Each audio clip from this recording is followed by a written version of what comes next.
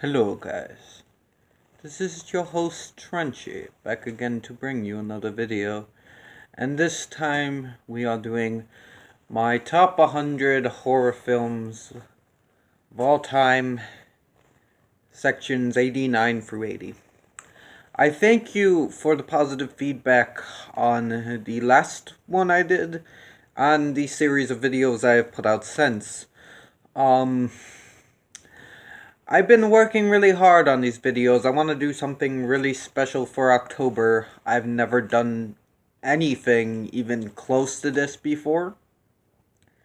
So I'm glad you guys are digging it. November probably won't be too many videos unless I find some second wind. Because this is taking a decent toll on me. Yeah, it's really in there. Cause all work and no play makes Trenchy a really dull boy, you could say.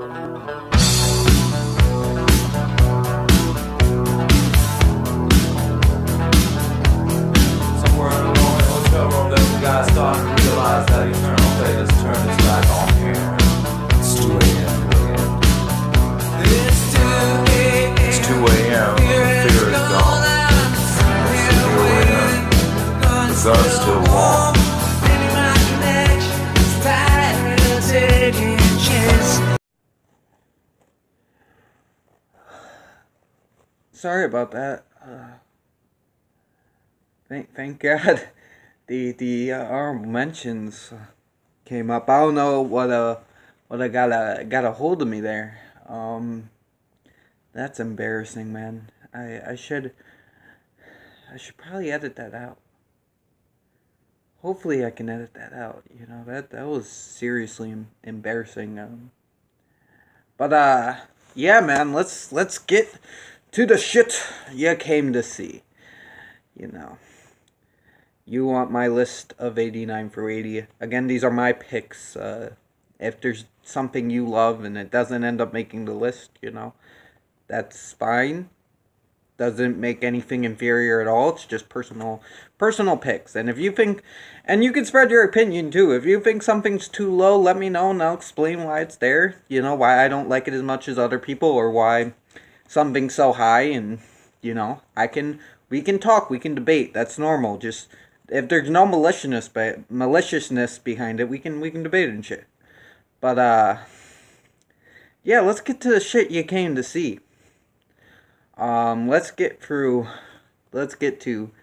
my top 100, 89 through 80. My top 100 favorite horror films, 89 through 80. And one thing is guaranteed. I bet you'll find a few of these so totally groovy. Coming in at number 89 is Pulse. So Pulse is a crazy one. First of all, the cast is great. You got Christian Bale in the main lead. You got Christina Milian in there. You got fucking Ann Somerhalder. You got Sam Levine from fucking Freaks and Geeks. And you got Rick Gonzalez, who played Wild Dog on Arrow and shit. So, cool cast. I love the concept of the dead coming in and attacking us through technology, like computers and stuff. I really love the metaphorical use of that. And the message behind it. I thought it was cool, like the red tape gimmick, using the red tape to block it off. The monsters and stuff, the demons and the dead people, the ghosts. what they really did with this was pretty damn big. They didn't have to go this big a scale, but they did. And the scene where all the hands are grabbing our main characters, just whoa, it's really stuck with me from when I first saw this as a kid. So yeah, that's why Pulse is number 89 on the list. Coming in at number 88 is a triple threat in three of my favorite slashers: Popcorn, Curtains, and Valentine. Okay, first up, Popcorn. This is just a fun little slasher from the 90s that is not too gory and doesn't have too many deaths, but it's a lot of fun. It's like a love letter to film fans, to just cinephiles, people that love film. It also is a tribute to the late great William Castle. Now, I love some of the deaths in his, from the giant mosquito that goes through someone's body to the electric shock death. I love how it was all done through movie gimmicks as well. Our main villain's very interesting and very fun. There was a very much a Phantom of the Opera vibe to it, which I gladly appreciate. And you have Dee Wallace in here and Kelly Jo Minter. And Kelly Jo Minter has a really good, badass scene that's just so fun. And this movie, just I said, is like a love letter to cinema and horror cinema in general. And even the ending song is for that, just everything about it's just fun. So yeah, and that's why Popcorn is here at the number 88 spot. Okay, so let's dive into Curtains, man. Curtains is really cool, very underrated 80s slasher. These women all go to this house for a part, and they all very different personalities to them. You got like the experienced actress who's kind of washed up and trying to get her fame back. You got the comedian, you got the dancer, you got the young, athletic ice skater. You have, and she's a little naive. You got the promiscuous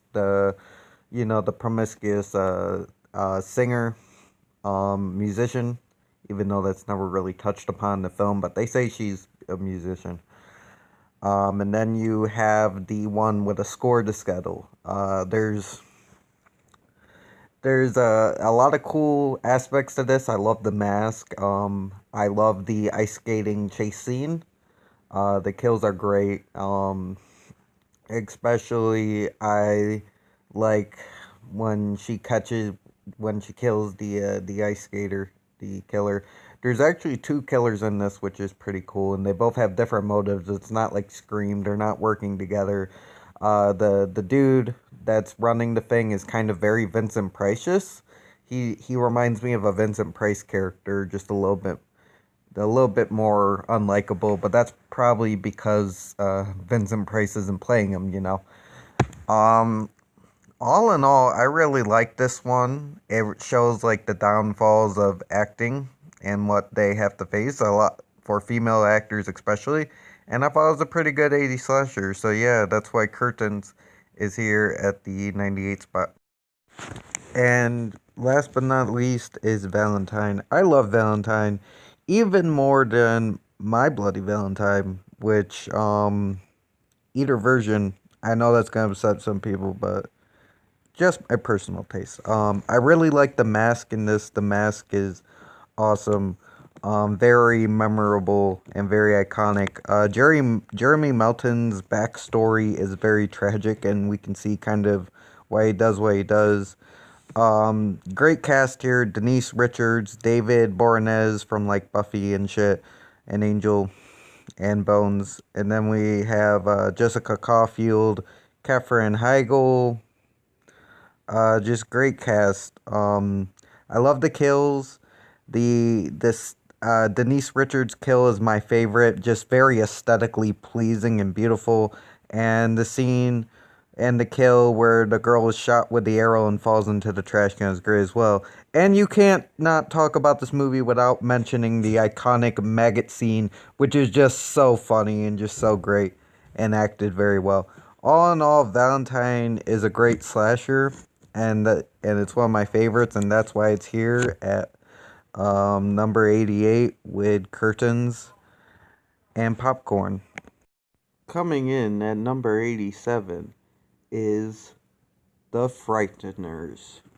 So the Frighteners is a fun one. I really love this movie. I really like the concept of a con man using actual ghosts, his psychic ability, actual ghosts to con people out of their money because he's working with them. I really like the ghosts. They're all fun.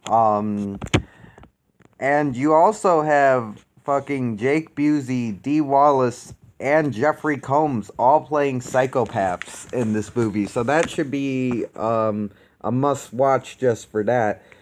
You have Michael J. Fox.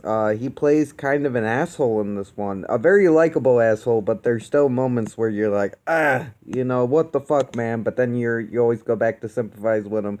Which I really like that, because you really don't see that in Michael J. Fox characters. Like I said, the ghosts are really cool. I love the baby floating scene. I love the fight in the museum. And the ending's very atmospheric and cool as fuck. I think the atmosphere in the ending's really creepy, and I really love that final showdown. Also, Arlie Ermy kind of reprises his role from Full Metal Jacket in ghost form, and it's pretty badass. So in the end, I highly recommend The Frighteners. It's a fun horror comedy ride, and yeah, that's why it's here at the number 87 spot. Coming in at number 86 is Blade 2. Now, Blade 2 is fucking awesome. Wesley Snipes is perfect as Blade with his stoic, just chill personality, but also he has these cool little quips and one-liners he throws out, and also just these little, expressions and body expressions and stuff he does that's just as taunts that are just extremely badass. Guillermo del Toro did a great job with this one. I love the storyline of Blade having to team up with the vampires to face an even worse threat. I'm just a sucker for that storyline. Rob Perlman makes a great foil for him, and I love the rivalry. It's done very well. Domak and the Reapers are great villains. They're kind of like a mix of Nosferatu and an Alien and Predator. If all of those had a baby, you get the Reapers. I love the underground tunnel settings for the fights. And you also have Norman Reedus in there for no real reason, but he's also fun. And just the final fight is great. The action is solid and fluid. We have a good mix of practical and CGI effects. And also, you can't talk about this movie without speaking of the fight, not the final fight, but of the fight where Blade falls in the blood, gets out of the blood, beats the living shit out of a bunch of guards, fucking kills Ron Perlman's character, all to this like rock dubstep going in the background. And then Whistler throws him his fucking glasses. He grabs them with his fingers and then puts them on. It's just one of the most badass things in cinema, in my opinion. And just fucking awesome. And that's why Blade 2 is here at the number 86 spot. Coming in at number 85 is The Exorcist. Okay, so The Exorcist. I know some people might be surprised to see it here on the list if you know me, and other people might be surprised it's so low, but I do actually like this film. I do really like this film. I don't like it as much as everybody else, but I do really enjoy this film. This film is really good. Linda Blair gives one of the best performances from a child I've seen. Just amazing and just very very creepy in its own right. I love that they're not just doing this whole demon thing. There's other storylines going on. You got the priest dealing with his faith and trying to rediscover his faith and take care of his mother. You have the mother of the daughter who's possessed and her just trying to deal with this. There's a very melancholy feel to this film, which I enjoy, and such memorable scenes. The head twisting around, the masturbation scene with the cross, and then she sticks her mother's head in it, which is, I laugh at, yes, but it is still pretty disturbing when you think about the context of it. The spider walk, which apparently wasn't in the original film, but it was in the one I seen. I think its name's Papazu. I don't know how to pronounce it, but the Pazu, the demon, is a very good foe, And I love how the fight is for this child's soul, pretty much. And there's like this despair, because how do you fight this seemingly unstoppable force? Again, this movie may not have impacted me as much as other people, but it still impacted me. I've only seen this once, and this film has stuck with me. I can clearly remember images of it, and it's just it's just to show how powerful this film is. So I do give it credit for that. And I know it's low, but you know what? It's my list, man. But this is still a great film. I'm not taking anything away from this film. I'm just an idiot. But yeah, that's why Exorcist is here at the number... Shit, I forgot the number. Oh, fuck. I would do this a lot. I think it's 85. It's 85. The number 85 spot. Coming in at the number 84 spot is a double feature in Blood Diner and Bride of Reanimator. Now, Blood Diner is just absurdly ridiculous in the best way. The plot is you have these two guys who are brothers, and they run this cannibalistic diner, while also with the help of their uncle Anwar, who is just a reanimated brain and testicles in a jar, are killing sexual girls and kind of combining their body parts together to create this cannibal goddess Shitar.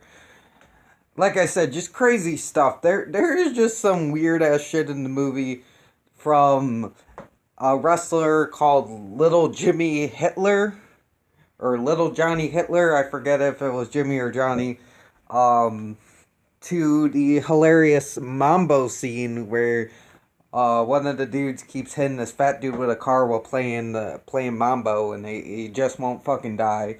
You got people's heads getting crushed with cars.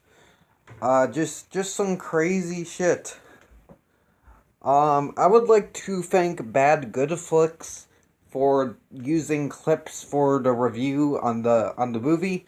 I barely could find clips for Blood Diner on YouTube, so I thank them for... This is where I'm getting most of my clips from. I will definitely link them down below, because this was a great help. And yeah, Blood Diner is amazing, and that's why it had to be here at the 84 spot. So, now we get down into Bride of Reanimator, which I love the first Reanimator, but I do prefer the sequel. You got Jeffrey Combs back as Herbert West, and he's just really good at this role. He's really good at playing this slimy, kind of egotistical madman that never learns. I love the Frankenstein callbacks in this. It it really is paying homage to that, and I really appreciate that. And just the insanity of this fucking movie. The main villain is back, but he's just a sever head, like what happened to him in the original. But this time he has bat wings and can fucking fly. You have a dog with like a human hand. You have all these weird deformed creations, like a head attached to a foot or two bodies attached together, just like kind of human centipede style, but not exactly. It's just madness, man. It's just fucking madness. The so-called bride of Reanimator actually is rejected, so she like destroys herself by pulling out her heart, and then her like organs reject her because she's all different body parts, and she kind of like slowly disintegrates, and it's fucking awesome.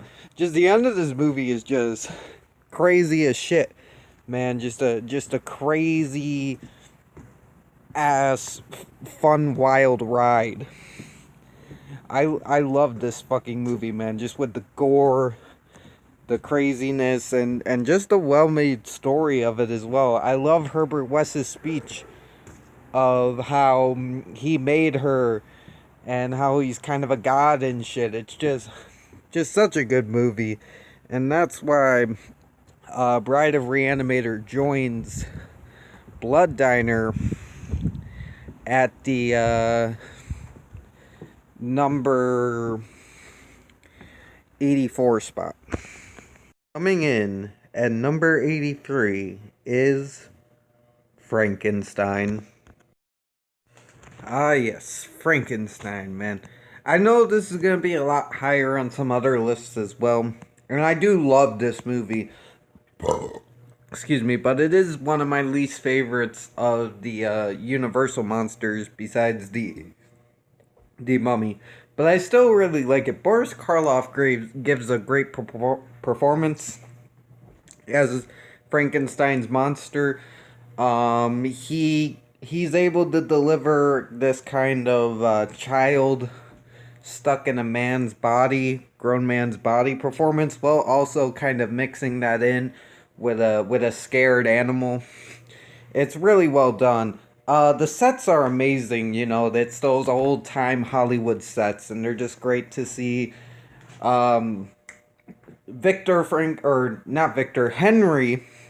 Henry Frankenstein is great as well.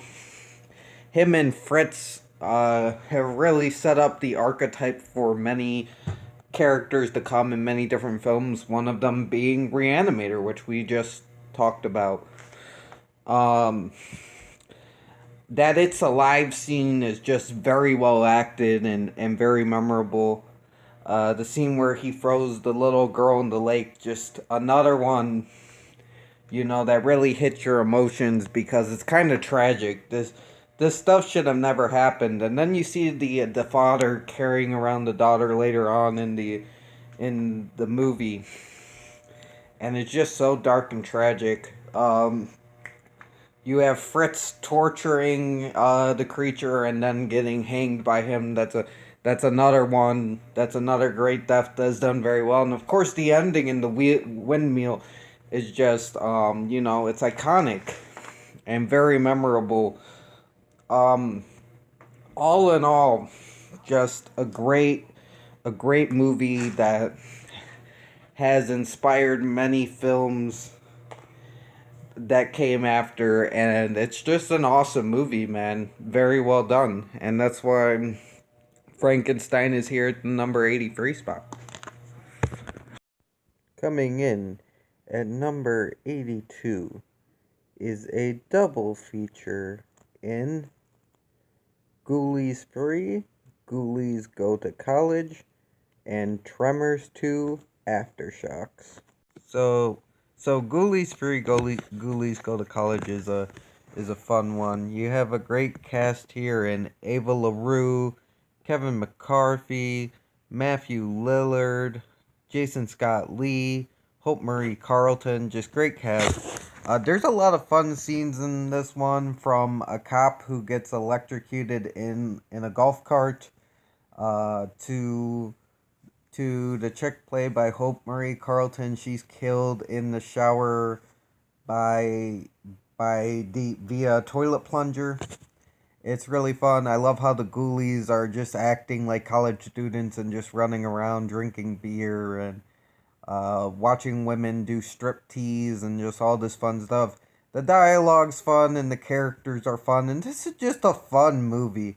All I can say about this movie is it's just a fun fucking movie. So yeah, that's why Ghoulies 3 comes in at the number 82 spot. Okay, so Tremors 2, which is my favorite indie franchise. I love the just fun tone of this movie. We got Fred Ward coming back and Michael Gross coming back as Burt Gummer. Burt Gummer, not Burt Gummer. What the fuck? We also have Helen Shaver in here as well, who makes a very good love interest to Fred Ward. Lum's character. This is a fun one. I really like how in the beginning they're just like blowing up the graboids in the desert, and then we find out the graboids have a second evolution called the Shriekers, who hunt using infrared. They look at heat sources, and they'll eat whatever's hot. They also can multiply by eating sugary snacks and stuff like that, which is fun.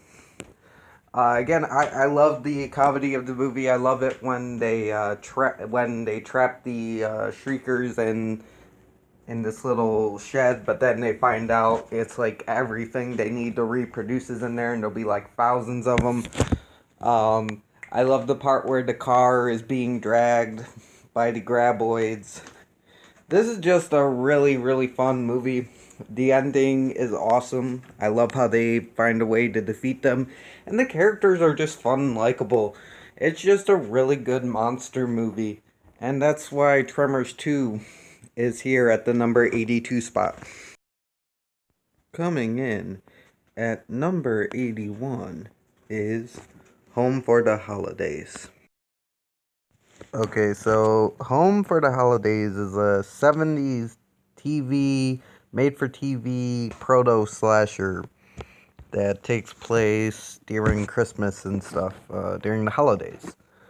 I really like this one. It definitely has that 70s feel to it. Definitely a product of its time with the endless thunderstorm and its very theatrical feel. It feels like a stage play that was just filmed. So it's about these four daughters coming to back visit their father, and they're all estranged because he thinks his wife is trying to kill him. I like how the daughters are all different. You got the oldest one who's like the matriarch and the leader. You got like the young one. You have the alcoholic, drug addicted one, and you have the promiscuous one. I really like the kills in this, especially the kill of the alcoholic one. I thought that was a pretty interesting death, the way they did that, and the one girl who is murdered via pitchfork. Just another great one. Not really blood in this, but it's got a good feel to it. All the acting is top notch, and I like some of the lines in this, like the righteous don't laugh, they cluck, and my favorite is the little back and forth between the father and the daughter, and he's like, I lost count on how many husbands you had, and she said, I did too, after the third one, and I realized you didn't have to marry him to have sex with him. And then the father retorts, well, you learned that in junior high school. It's just good shit, good shit. All in all, Home for the Holidays is a great little suspenseful little horror movie, and that's why it's here at the 71 spot. Coming in at the number 80 spot is a double feature in It 1990 and It 2017. So, the original It 1990 miniseries has a special place in my heart. It is one of my first introductions to horror. Tim Curry is excellent as Pennywise. He owns that role and makes it his own. The camaraderie between the kids is great. You even got a young Seth Green in there, which is cool. I love the book scene where he pops out of the book. I love how he takes on the form of universal monsters, including Swamp Thing, or not Swamp Thing, the creature from the Black Lagoon. um, I also like his defeat. I thought his defeat was very interesting. And while part two isn't the strongest, I do love the library scene because it's so fun. And yeah, that's why it 1990 is here at the number 80 spot. Okay, so it 2017. Well, I do love the 90s one. That will always have a special place in my heart. I think this one matches it perfectly, and I can see how it is an improvement. Bill Skarsgård is a really good version of Pennywise. Um, I love how he brings like an animalistic nature to him, which I really enjoy. And even though I don't really like a lot of CGI, I think it was used pretty good in this film. Between the many different Pennywise forms, like the painting he takes on, and the killing of Georgie, which is pretty graphic. Also, the when he's in the haunted house and he's going after Eddie, just those really uncomfortable, unnatural movements are great. Um, yeah, I really like Henry in this film as well. Henry was he's really vicious in this version and just really fucked up and just as scary as Pennywise. It it's really interesting to see. I also enjoyed the silly fucking Pennywise dance scene. It's just funny. And yeah, that's why all in all this is a great film. And that's why it joins the original It at the number 80 spot. We're here for the outro. Woo! Hey guys. I know I usually will wear the trench coat again and shit when I'm doing this type of video, but not this time. Didn't feel like it. But gotta shoot the outro. That was my 89 through 80 list. I will through 89 through 80 part of the horror movie list, top 100. Um, I will get to the other ones eventually. They will get done. I gotta jump on the Halloweens, man. I think I'm gonna finish them in time.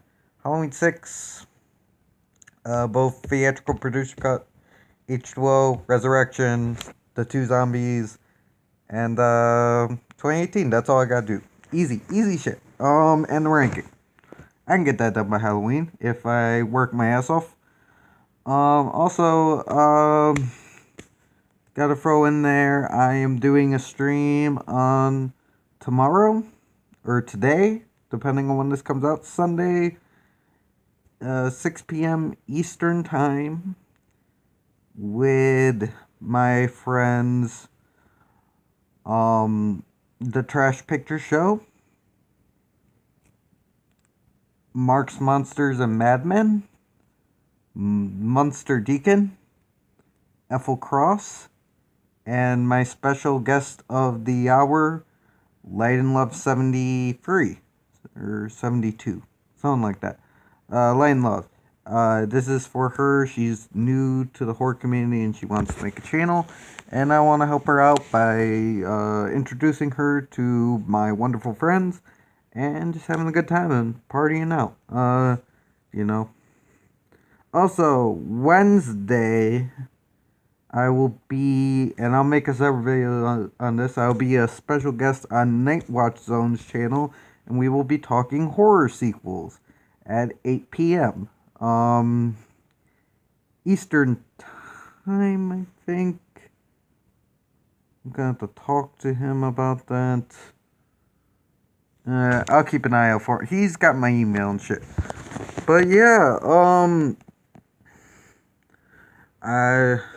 that's the schedule pretty much. I'll be doing other shit too. I also on Halloween, my friend Munster Deacon is doing a Halloween hootenanny. I will be involved in that.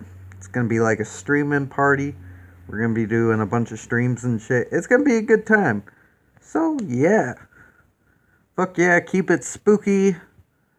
Hope you're enjoying the list. If you have any problems with it, put down below. If you like anything on the list, put down below. Bow, bow, bow. Yeah. Anyways, you guys have a good day. Stay frosty. This is Churchy signing off. Beep up boop. Enjoy the credit.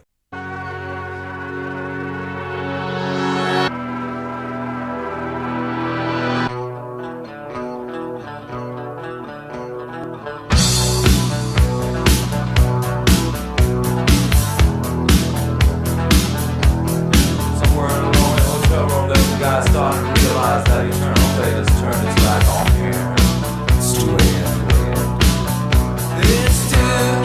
It's 2 a.m. The fear is gone. It's 2 a.m. The gun's still warm.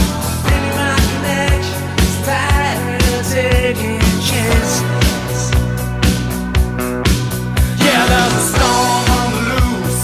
Sirens in my head, wrapped up in silence. Circuits are dead. Cannot decode. My whole life spins into a frenzy. Hell, I'm stepping into the twilight zone. This is the madhouse. Feels like being gone. My beacon's been moved under moon and star. Where am I to go now that I've gone too far? Hell, I'm stepping into the twilight zone. This is the madhouse, feels like being alone. My beacon's been moved under moon and star. Where am I to go now that I've gone? Excuse me, sir. Do you have Prince Albert in a can? You do? Well, you better let the poor guy out.